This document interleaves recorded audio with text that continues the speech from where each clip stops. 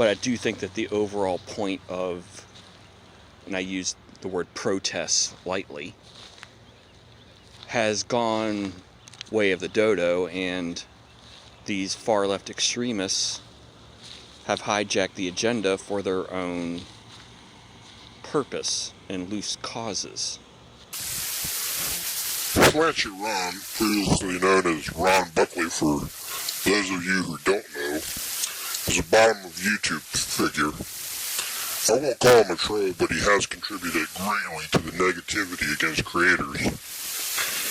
He is most closely or was associated with Lou Skunt, Stingray 1975, and Nights with Tony the Tiger. So that should tell you a lot about where he's coming from here.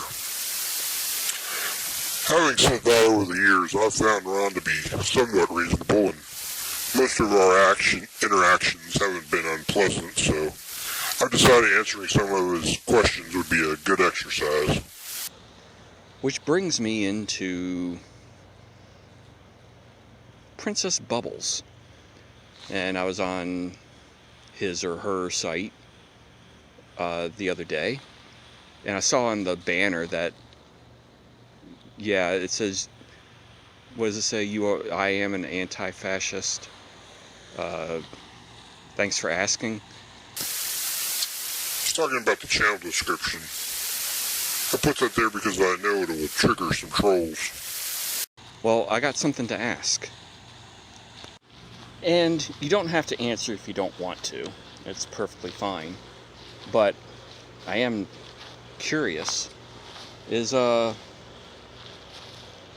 me, Antifa is just far left extremism. And all that does is just make enemies. I've been accused of various forms of extremism by the point, even before I started the Princess Bubbles account. I was attacked by trolls several times, and they called me many extremist-related names when I defended myself, or it appeared I was defending a creator. And of course they still do. But in this sense, all enemies do to Antifa is just make them feel better about themselves. I'm not Antifa, at least your definition anyways, Ron. Maybe at one time I was. In my street fighting days, though, I was mixing it up with the old style neo-Nazis. The ones that carried the swastika flags instead of Trump ones. I believe it was in the late 90s when the neo-Nazi and other white supremacist groups started holding seminars where they discussed doing away with a lot of their regalia and slurs. The idea being to improve their public image. They advocated for dress clothes in a softer tone.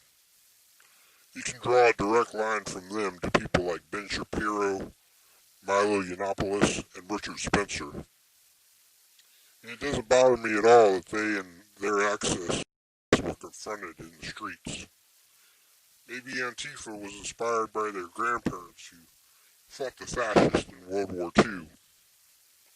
But if being against fascism is an extreme viewpoint these days, then count me in.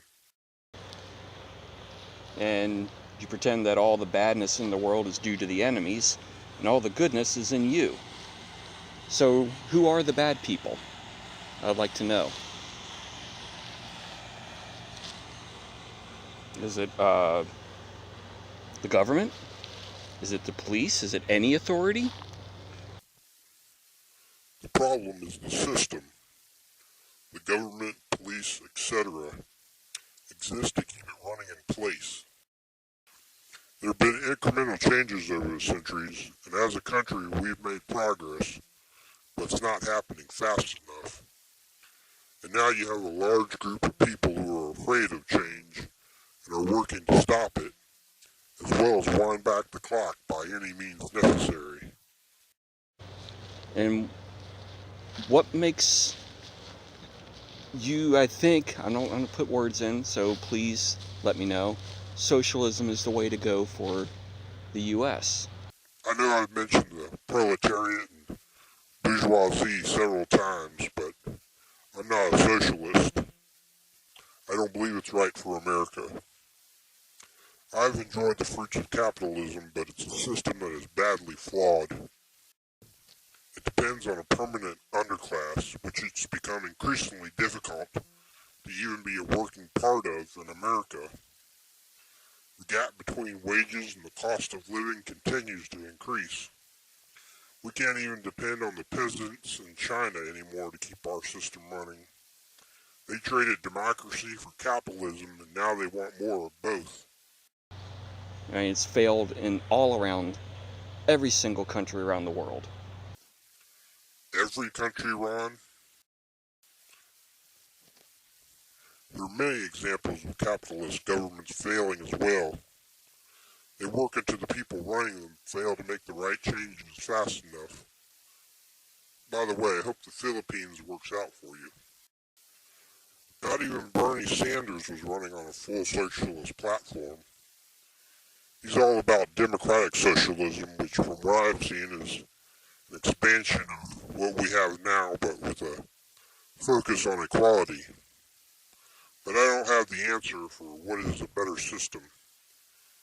Democratic socialism sounds good.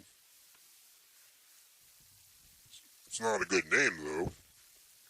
It scares the old people who had to do the duck and cover drills back in the day in case the Ruskies let one fly. Again, I don't know, and you don't see me advocating for systems or politicians. But, I mean, far right also has enemies. What, noisy minorities and unions, hippies. But there is a common enemy on the far left and the far right, and that's the moderates. And the moderate is where I fall into that spectrum. I don't know much about your politics or your beliefs, Ron, but you are a member of the bottom of YouTube, and that is a very extreme place that bends to the far right. So, okay, Bubbles, where are you on that spectrum? I'd like to hear what your whole, what do you want to call it, MO is here. My enemies are those that do not believe in the right for myself, my friends, and family to peacefully exist. My enemies are those who attempt to poison and destroy us, who try to make us slaves to their game. And with that leads me back into the original with the whole Floyd thing. See the rabbit? Yes, what happened was tragic. No denying that. Yes, the cop was arrested and charged and lost his job. Do I think the other cops that were standing around doing nothing to prevent what was going on be charged also? Yes, I do. What would they be charged with? I don't know. Involuntary manslaughter, maybe? Could be. I don't know. But setting fire to restaurants, businesses, tearing down, just I heard a little bit ago, tearing down the statue of Thomas Jefferson. So now all the presidents and stuff like that, which has gone back to Antifa and not the original point of what the protests were about. Well, first off, the protests aren't just about George Floyd. His murder was just a spark that set off the latest round of protests. It's about systemic racism that seems to allow these things to happen with impunity. The statue being torn down of a slaveholder and possible rapist like Jefferson doesn't concern me. Humans have been tearing down statues for centuries, probably even before ancient Egypt and the Roman Empire. And that leads me into another channel. Probably know who I'll be talking about. And from here on out, Ron goes off about the Lion 227. And I just think the Lion just needs to remember where his place is. Anthony is much more important to the gang, and attacking him will hurt his standing.